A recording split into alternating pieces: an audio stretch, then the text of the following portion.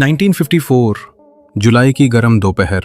Tokyo international airport धूप में चमक रहा था। चेक इन काउंटर पर कतारें लगी थीं। सब कुछ सामान्य था जब तक कि वो आदमी नहीं आया। ऊंचाई करीब 6 फीट, स्लेटी सूट, टाई बिल्कुल समान रूप से बंधी हुई। उसके चेहरे पर गजब का आत्मविश्वास था, जैसे वो इस दुनिया को अच्छे से जानता हो। उसने इमिग्रेशन ऑफिसर को अपना पासपोर्ट बढ़ाया। नेशनैलिटी टॉरेड, उसने सहजता से कहा। इमिग्रेशन अधिकारी ने सिर उठाया।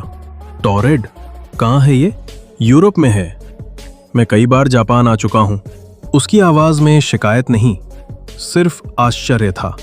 अधिकारी ने पासपोर्ट की जांच की। सब असली था। वीजा स्टैंप, इमिग्रेशन रिकॉर्ड्स, एक ट्रेड कंपनी का नाम और एक चमचमाती मोहर, रिपब्लिक ऑफ टॉरेड। लेकिन कंप्यूटर में ऐसा कोई देश था ही नहीं। अजनबी को एयरपोर्ट की इंटरनल सिक्योरिटी यूनिट के पास ले जाया गया। उनसे बात करने आई डॉक्टर आइको यमूरा, सरकार की गुप्त विज्ञान यूनिट से जुड़ी एक क्वांटम भौतिक विज्ञानी। आप जिस टॉरेड की बात कर रहे हैं वो हमारे नक्शों पर नहीं है। ये कैसे हो सकता है? उसने हंसते हुए कहा।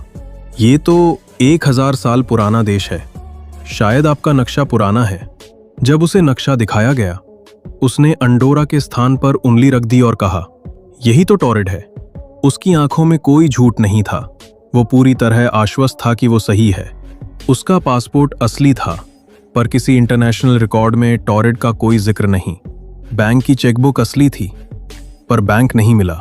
जिस कंपनी के काम से वो आया था, उसके नाम से कोई व्यापार जापान में पंजीकृत नहीं था। जब उसे एक होटल में निगरानी में रखा गया, तब डॉक्टर आइको को पहली बार शक हुआ कि ये मामला सिर्फ धोखाधड़ी का नहीं है, ये विज्ञान से परे कुछ है। क्या आप कभी सपने में किसी जगह गए हैं जो असली लगती हो लेकिन होती नहीं? मैं सपने में नहीं, उस जगह में पला बड़ा हूं, डॉक्टर यामुरा। उसे एक सुरक्षित होटल में कमरे के अंदर रखा गया। 2 गार्ड दरवाजे के बाहर, सीसीटीवी चालू।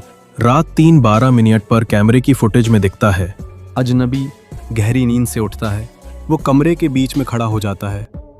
एक नीली धड़कती रोशनी उसके चारों ओर फैलती है, जैसे किसी मशीन की ऊर्जा हो, और धीरे धीरे उसकी आकृति गायब होने लगती है।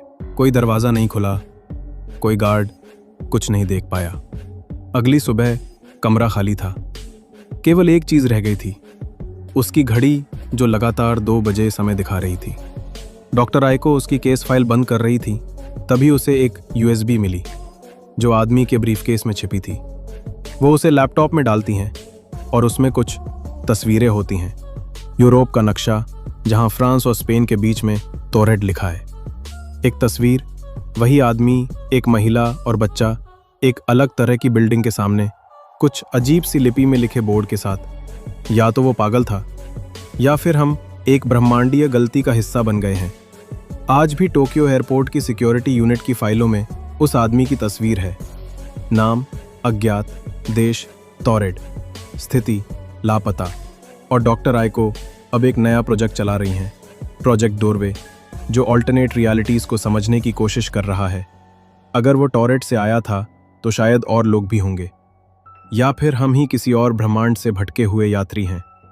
अगर आपको ये कहानी अच्छी लगी तो हमारे चैनल को सब्सक्राइब ज़रूर करें। धन्यवाद। जय श्री राम।